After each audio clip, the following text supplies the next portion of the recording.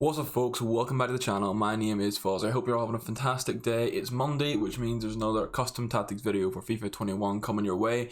We have Festival of Football, Path to Glory, as you can see on the screen there. Very cool card design, some interesting cards. The likes of Havertz and Griezmann, if they get the upgrades, can actually reach 99 rated, which is, I think, is the first time a player outside of Pele will get that, so that's pretty cool. Many people, Team of the Season's past, Ultimate Team of the Season sort of marks the end of the FIFA competitive season, if you will, but I think the promos like this running through the summer, there's still going to be plenty of FIFA to play, and many of those competitive players, and those take a bit more seriously, will still be trying out new tactics and playing. So if you still want to play champs, still want to play rivals, this is a fresh custom tactics for you that works well, given the current meta, but can allow for a little bit more creative and free football, considering we're getting into the slower months of FIFA where people start to play a bit more casually. So we'll head over to the squad here, and we've actually got 4 of the Festival of Football players in the squad. We completed Florenzi, if you're considering him. I think he expires tonight or tomorrow night. If you're watching this when it goes live, I would highly recommend doing him, purely because he gets the link, the perfect link into the Verratti card, who I picked up and has been fantastic. But the heads up that Florenzi could very well change to Roma after the 30th of June, once the transfer market technically opens. He's on loan to PSG, so with him being a live card, once he gets the upgrade, it would then update to be his current team, which would be Roma. So if you're running the full Ligue 1 squad, for example, maybe stay away from him just in the case he goes to Serie A. But we're looking at 4-1-2-1-2 today, the narrow tactics, and we'll dive right into them now. So here we go. Long ball, which I loved all year, and press after possession loss. Going back to it, I think I went for balance for a while, but I found that just your average game, you needed that little bit of press. You need that mix of automated and manual pressing on the opposition. So I went for 6th width and 6th depth. Obviously, we're playing the narrow formation, so you don't want to have your centre defensive mid and the 2 central midfielders being too close together. So that 6th width just gives them that little bit of space to operate in, and then 6th depth means you're not dropping too far back, but you still have a bit of security to defend against those 3 balls. Long ball's been my preference all year when it comes to attacking style.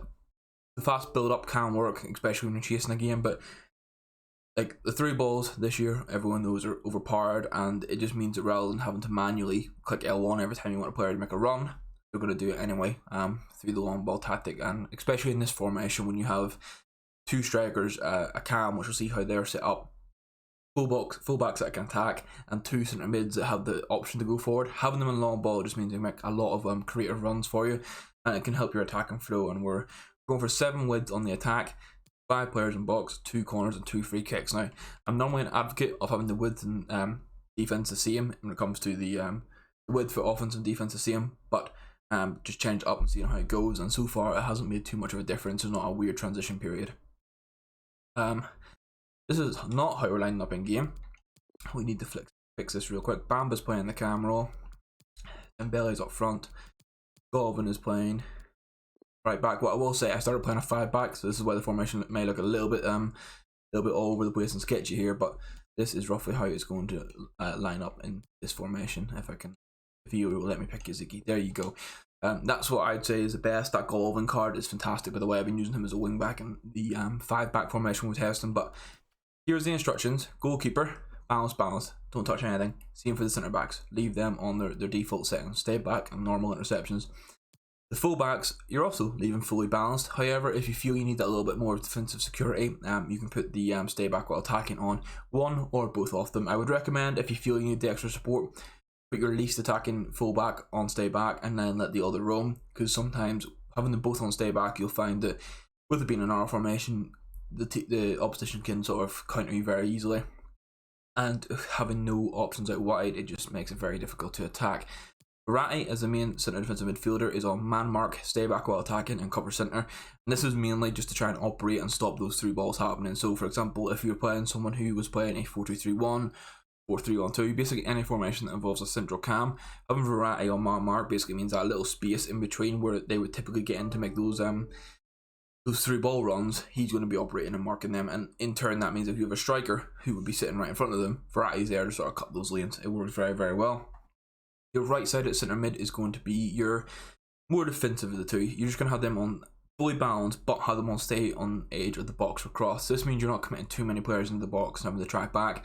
I like having Florenzi here because he's 4-star, 3-star. He has very nice stats, good dribbling, and he's got pretty decent shooting stats too. So having him on the edge of the box, able to recycle play or maybe try and pop a shot in, has worked quite well. And then I've got the foot birthday version of War playing my left centre mid, which is your attacking, who is on get forward and get into the box. This is realistically, you want a box to box that has at least 4-star, 4-star. You can get away with maybe like for example, the team this season Bamba, he has high work rates. You could play him here and he would do the job fine. But I love this OR card with the 5-star weak foot. Then we have a cheap beast in Yusuf Yaziki. He's on stay forward and get into the box, which is the best go-to for the central attacking midfielders this year. I will say, I think I picked him up when he released for about 110k. He's now in between 60 and 70. He has been surprisingly good for me. There was worries over his work rates and his dribbling, because it's not all high 90s, and he's quite a tall player. I think he's 6'4". His previous cards, like his player of the month, weren't that great, but EA have done a really good job at boosting these cards, specifically Yaziki, and he has been fantastic in game. He's got outside of the foot trait, finesse shot trait, he's left footed, and he's 4-star, 4-star. Not likely to get the 5-star, 5-star, because that would involve Turkey winning the entire tournament now, but hopefully he'll pick up some upgrades. And then in the striker positions, you have getting behind and stay central on the right and getting behind and stay central on the left as well. So they're just going to be, I got Bamba and Ousmane Dembele and going PS Merchant and just trying to have Yaziki funnel balls through to them. And if needs be, Yaziki can make a run in the box or War can make a run into the box and we'll get the goals. But it's been working really well for me. I played it this past week in Division 1 Rivals and I didn't play much champs this weekend, but it was picking me up wins and it's just a very free-flowing formation.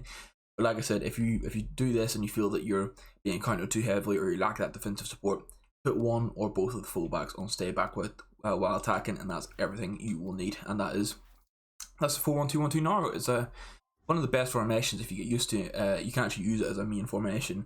A lot of like elite players have been saying if you get comfortable with this, particularly this summer, if you want to focus on making this your main formation, obviously FIFA 2022. Could have slight differences and the formations might not carry over, but the 4-2-3-1, for example, has been consistent the past few years. It's very likely that it will be the same thing again. So the 4-1-2-1-2 Naruto, if you focus on practicing it this summer, it could be a fantastic formation for you to use as we transition into the new game if you're trying to push for those higher ranks.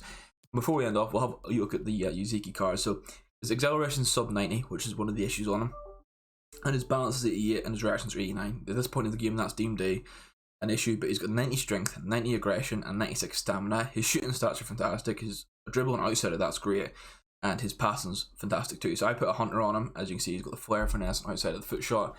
8 games, 13 goals, and 1 assist, and that left foot, I think he's got really high shot power. Yeah, 99 shot power, 98 long shots with finesse on that left foot. We'll just score goals for fun for you. But that's everything for today. Hope you enjoyed it. If you did, leave a like, rating. If you're new to the channel, hit that subscribe button, and I'll see you guys in the next video. Goodbye.